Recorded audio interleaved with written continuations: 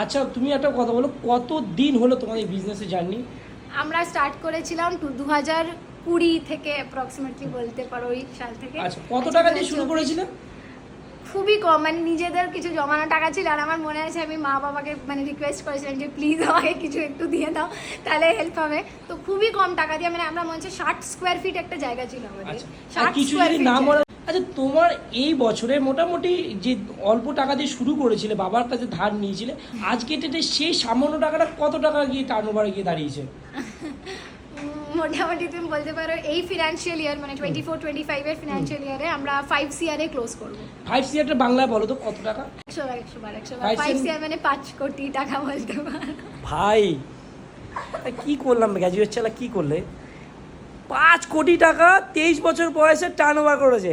আমি 5 টাকার জন্য ভুক মারিয়ে মতো চা বিক্রি করছি। ছি, আমার লজ্জা লাগছে। কিছু